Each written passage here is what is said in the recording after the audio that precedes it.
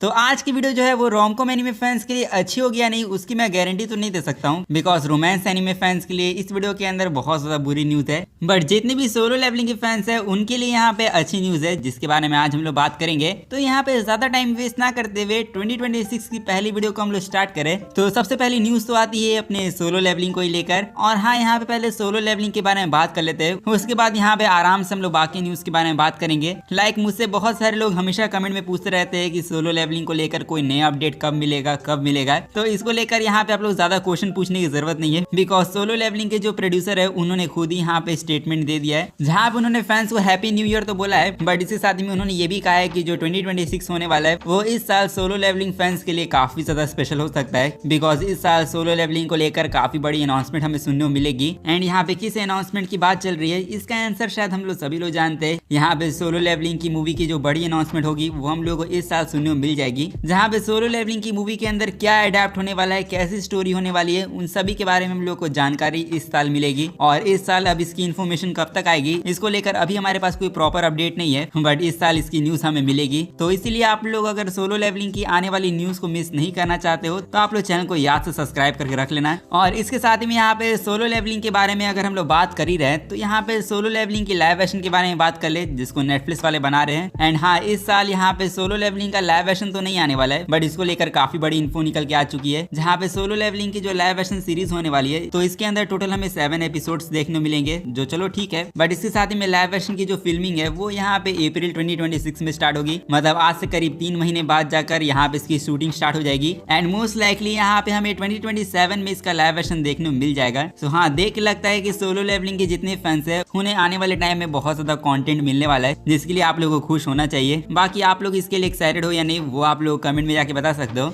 And अब हम लोग बात करें नेक्स्ट अपडेट के बारे में। सो वो अपडेट आता है अपने पैरासाइट के क्रिएटर को लेकर। और हाँ अगर आप लोगों ने पैरासाइट की सीरीज को देख रखा है तो जिन्होंने पैरासाइट को क्रिएट किया था यानी हितोशी इवाकी, उनकी यहाँ पे एक और हिस्टोरिकल ड्रामा सीरीज जिसका नाम है हिस्टोरी, तो उसी का एनिमे अडेप्टेशन ऑफिशियली तौर पे अनाउंस हो चुका है, जिसको यहाँ पे लेडन फिल्म्स एनिमेट करने वाले जो Tokyo Revengers, call of the night और भी बहुत सारे एनिमे का स्टूडियो है। सो हाँ यही स्टूडियो की तरफ से हम लोगों को पैरासाइट के क्रिएटर की एक और एनिमे सीरीज देखने मिलने वाली है, जिस पर ये हिस्टोरिकल एनिमे होने वाला है। तो हाँ ये मेरे टाइप का एनिमे होगा, जो जब आएगा तो मैं इसको जरूर देखूंगा। वैसे हाँ इसकी रिलीज डेट तो नहीं बताई गई है, बट ये बताया गया है कि ये 2027 में आ सकता है, तो इसको आने में काफी ज्यादा टाइम लगेगा। बट इसके अलावा यहाँ पे अब रोमांस एनिमे के बारे में बात करें, बिकॉज जितने भी रोमांस एनिमे के फैंस है उनके लिए यहाँ पे ज्यादा अच्छी न्यूज नहीं इस वीडियो में। लाइक अगर आप लोग चीतो से जिंदा रामुनी बॉटल एनिमे देख रहे हो तो जैसे कि आप लोग पता होगा कि ये एनिमे 1 महीने का पहले ही ब्रेक ले चुका था, जहाँ पे फॉल सीजन के बीच में ही इस एनिमे ने ब्रेक ले लिया था। एंड अब वापस से ये एनिमे ब्रेक पर जाने वाला है, बिकॉज इसके कोर 1 के जो बचे हुए एपिसोड थे यानी 11 से लेके 13 तक, तो वो सारे एपिसोड्स को ऐसा नहीं है कि ये लोग दिखा दे, यहाँ पे अब ये लोग ब्रेक ले रहे हैं। एंड अब यहाँ पे कोर 1 के जो बचे हुए एपिसोड है वो आप लोग को स्प्रिंग 2026 में देखने को मिलेंगे। एंड इसके बाद कोर 2 कब आएगा उसको लेकर कोई अपडेट नहीं है। यहाँ पे हो सकता है कि कोर 2 को आने में टाइम लगे। जिस पर ओवरऑल यहाँ पे ये ज़ॉम 100 वाला केस हो गया, मतलब ज़ॉम 100 वाले एनिमे को भी ऐसे डिले किया गया था। एंड इतना ज्यादा उस एनिमे को डिले किया गया कि उसकी हाइप भी खत्म हो गई। एंड यही सेम इंसिडेंट यहाँ पे चितोसे एनिमे के साथ हो रहा है, जिसपे सिंपल मेरा यही ओपिनियन है, जब तक यहाँ पे प्रोडक्शन कंप्लीट ना हो जाए तब तक यहाँ पे किसी एनिमे को एयर नहीं करना चाहिए। बाकी हाँ इस एनिमे के अगर आप लोग फैन हो तो अभी आप लोग को वेट करना होगा। बाकी इसके अलावा यहाँ पे नेक्स्ट रोमांस एनिमे के ऊपर बढ़े। सो नेक्स्ट रोमांस एनिमे आता है अपना कागुया-sama लव इज वॉर का एनिमे।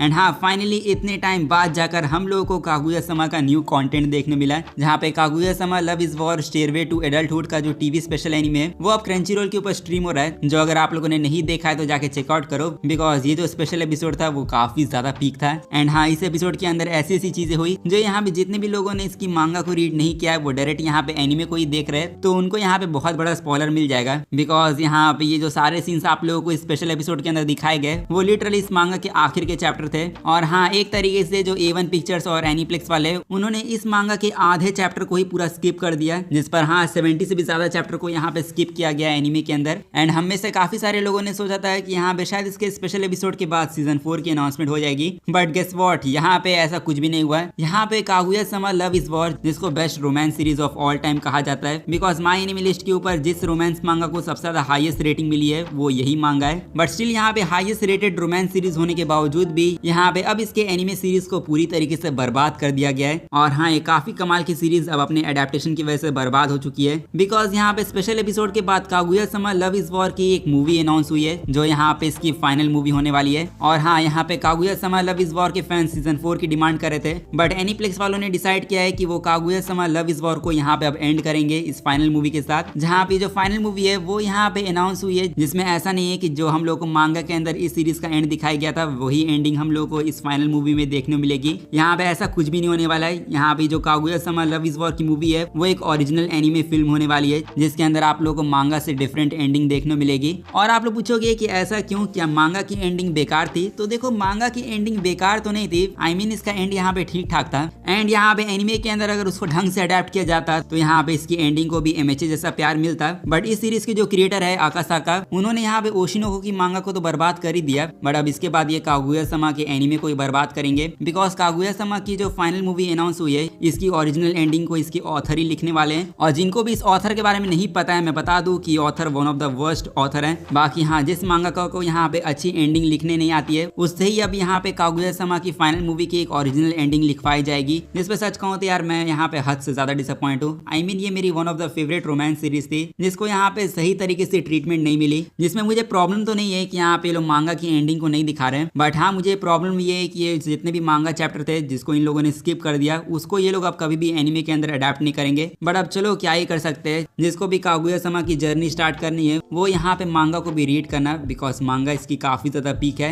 बाकी अब आप लोगों का इस न्यूज के ऊपर क्या ओपिनियन है वो आप लोग कमेंट में शेयर कर सकते हो। और इसके बाद अब हम लोग बात करें अपने लास्ट अपडेट के बारे में। सो वो आता है अपनी काओरू हाना की सीरीज को लेकर, बिकॉज कागुया-sama का एनिमे तो एंड होने वाला है, बट काओरू हाना यानी the fragrant flower blooms with dignity की जो मांगा है, उसकी जो मांगा ऑथर है जिनका नाम है साका मिकामी, तो उन्होंने न्यू ईयर के दिन यहाँ पे फैंस को काफी बड़ा हार्ट अटैक दिया है। जहाँ पे उन्होंने बोला है कि काओरू हाना की जो सीरीज है वो आने वाले 2 सालों में एंड हो सकती है। जहाँ पे आप लोगों को ज्यादा टेंशन लेने की जरूरत नहीं है। यहाँ पे उन्होंने इस चीज को लेकर कुछ कंफर्मेशन नहीं दी है, क्योंकि वो अभी भी श्योर नहीं है कि वो इसकी मांगा को कब तक एंड करेंगी। यहाँ पे बस उनका ये कहना है कि वो आने वाले 2 सालों में इसको एंड कर सकती है। नहीं तो उनकी एक और बुरी आदत है कि वो स्टोरी को कुछ ज्यादा स्ट्रेच कर देती है। एंड सिंपल वर्ड्स में कहूँ तो काओरू हाना की जो ऑथर है उन्होंने यहाँ पे इस सीरीज के एंड के बारे में सोचना स्टार्ट कर दिया है। एंड इसकी एंडिंग कैसी होगी वो हम लोग को आने वाले 2 सालों में पता चल जाएगी। मोस्ट लाइकली काओरू हाना की जो सीरीज है वो इसके 5th एनिवर्सरी के बाद जाकर एंड हो सकती है। जिस पर जो भी हो, मुझे तो यहाँ पे काओरू हाना की सीरीज में 100 चैप्टर और चाहिए। एंड 100 चैप्टर के बाद यहाँ पे अगर ये सीरीज एंड होगी तो मुझे अच्छा लगेगा। बाकी हाँ, आप लोग का क्या ओपिनियन है वो आप लोग कमेंट में शेयर कर सकते हो। एंड इसी के साथ हमारी एनिमे न्यूज तो बस यहीं तक थी। सो अगर आप लोगों ने इस वीडियो को यहाँ तक देख लिया है तो अब जाके वीडियो को लाइक कर दो। एंड चैनल को सब्सक्राइब नहीं किया तो सब्सक्राइब भी कर देना। बाकी मैं मिलूंगा आप लोगों से नेक्स्ट वीडियो में, तब तक के लिए सायोनारा एंड पीस आउट।